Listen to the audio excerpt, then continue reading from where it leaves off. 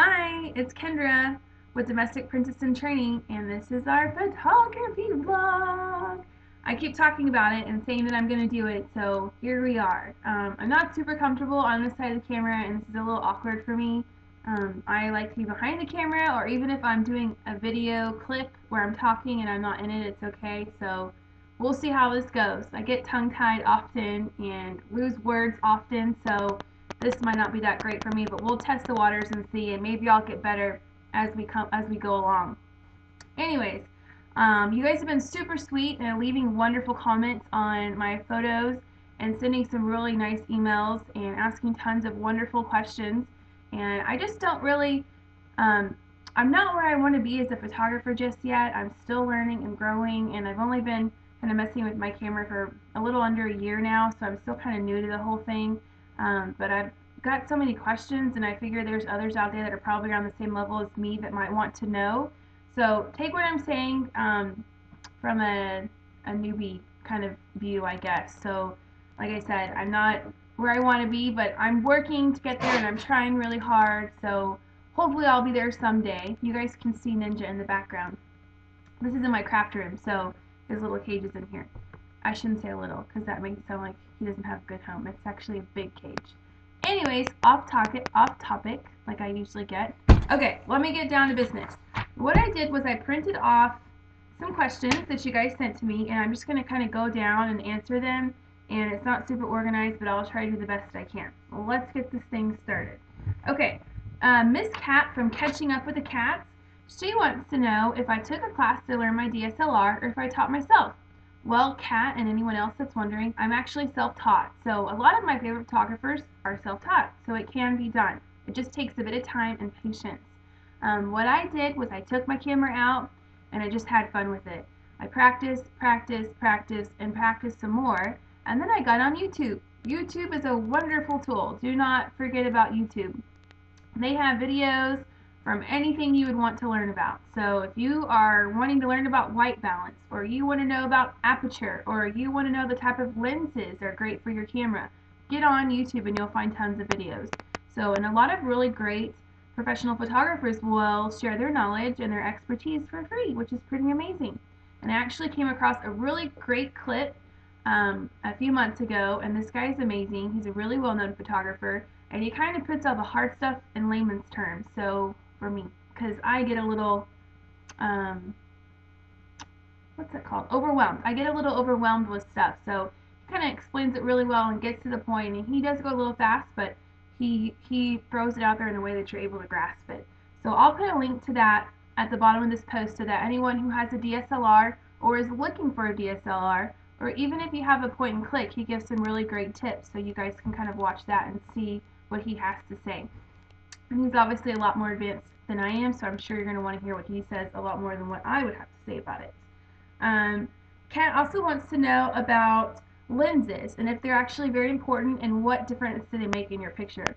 Well, Kat, the lenses are actually extremely important, but this is something else that correlates with how far you're wanting to take it. Are you just wanting to take pictures of your friends and family and just things around you every day, like life type stuff, or do you want to build a business, or what are you wanting to do? If you're just getting a DSLR camera, I would say to stick with the kit lenses. They're actually not that bad. They're not great. They're not as good as the high level ones, but they're not that bad, and it'll be a really great learning place for you to start. So learn your camera, learn all the settings and aperture and ISO and all that good stuff. And then once you kind of have that down, then you can invest in some lenses. But you do want to invest in lenses. You want to get ones that are good because they make a huge difference in your camera and your images. And they do tons of stuff. But that's going to get really technical. And I don't really know, as far as our audience, where everyone stands. I don't know if you guys are wanting to know these questions because you're wanting to build a business, if you have a DSLR camera, if you're a point and click user, and I don't want to throw out too much information that just kind of goes over everyone's head. I'll tell you my favorite lens that I have. This is my camera. This is a Canon 50D, and this is a 50mm lens. Now this lens is a little bit different. It's not a telephoto lens, which basically means I can't do this to it to zoom out or to zoom back or to go in from my shot. If I want to get a tight shot, I actually have to walk up to my client or whoever I'm taking a picture of to get the shot. But what I love about this is it has a really shallow depth of field, which means I can focus on my client and I get this really nice blur in the background. So this is really great at doing that. One of the reasons I really love it. I also have, this is my 28-135 millimeter. This is a good lens. I like it. Nothing wrong with it. It serves a purpose. It's not my favorite, but I do like it. It's a good lens, and if you are wanting to kind of expand your lens, this is probably a good one to get. This one's really great for multiple things. You can use it for one person. You can use it for multiple people in your shot. This one, the 50 millimeter, this one's actually only really good for a couple people because it does have such a shallow depth of field. If you have tons of people in your shot, it's going to be really hard to get all their faces in focus, but you can do some really cool things with two people, like have one in the front and have them on focus and then put other people in the back and have them kind of blurred. So that's really cool. Anyways, off the lenses. Kat, thanks so much for your questions. Let's go on to this other one from Anonymous. I don't know who you are, but you had some really good questions. You said, do you have a studio, and if so, can I see your setup? Well, I currently don't have a studio right now. I do newborn sessions, but I actually go to my client's house to do the newborn sessions, and I have a whole little setup. And I've been meaning to take some pictures of what it looks like, but I just haven't done it yet. So I have a newborn session next week, and I'll take a picture for you guys so that you can see if anybody wants to know what my setup looks like when I go and do that stuff. She also wants to know about trespassing, and in photography, that's just part of the game, trespassing, right? Say you're driving along, you see a beautiful red barn, chipped wood, it's beautiful, tall grass, but there's a big barbed wire fence around it. What do you do, right? So here's the thing, it's really up to you and what you're comfortable with, and I can't really tell you to trespass or not to trespass, but if I'm by myself and I'm looking at this barn and there's nobody around, there's not a lot of cars, and there's not tons of houses on the property, I mean, not tons of houses, I mean, there's not a house on the property or people around where they would actually see me go on the property, I probably would trespass, but that's just me, and don't arrest me if there's any, like, cops out there. I'm not bad, I promise. Something else you can do is you can go to the homeowner's house. Let's say there's a person that lives on the property and you love their house or you love something they have on their property.